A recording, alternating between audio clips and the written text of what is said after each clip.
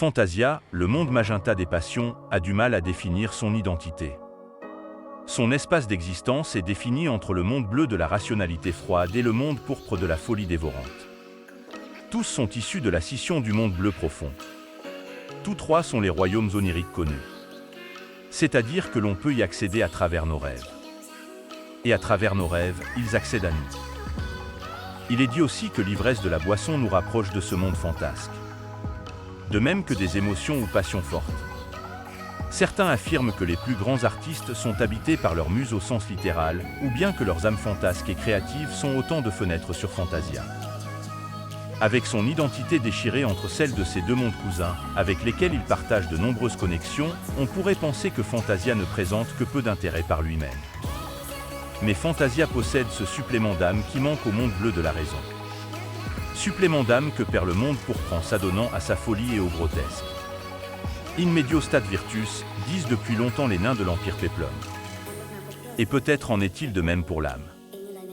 Car au final de tous les mondes qui entourent le nôtre, Fantasia est le seul qui nous imite avec amour. Sa faune et sa flore sont exubérantes mais rappellent la nôtre. À sa façon, le monde magenta nous rend hommage et nous accompagne. Tandis que d'autres mondes ne désirent que nous assimiler, nous réduire ou nous posséder, nous détruire ou nous aliéner d'une façon ou d'une autre.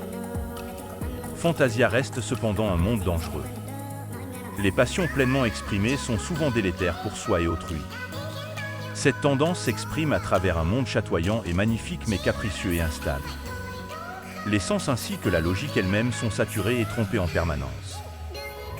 On compte 7 archifées, semblables à des demi-dieux, qui se partagent Fantasia. Morgane, la reine des fées, est la figure dominante parmi ces 7. Chaque archifée est associé à un domaine qui lui est indissociable. Par exemple, le domaine de l'archifée blanche est en proie à un froid éternel. C'est le refuge des passions enfouies, refoulées, étouffées et éteintes.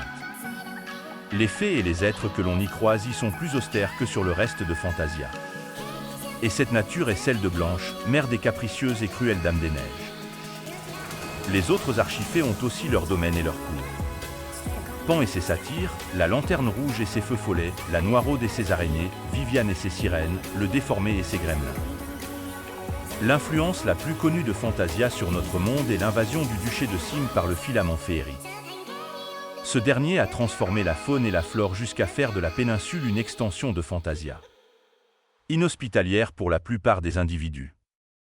Cette catastrophe est attribuée au druide éco-terroriste Vandal Bravo et a confirmé l'Empire de la Lumière dans son combat contre les anciens cultes et pouvoirs. Mais Fantasia est surtout le monde originel des fées et des proto-elfes. Ancêtres des elfes qui devaient par la suite fonder l'ancien empire maya et les tribus nomades de Nord-Emric.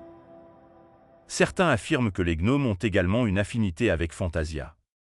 Ou que les goblinoïdes de l'Empire de la Lune Rouge, si fiers de leurs allégeances démoniaques, sont originellement liés au monde des fées. Possiblement à la Lanterne Rouge. Mais ces théories sont invérifiables et probablement peu fondées.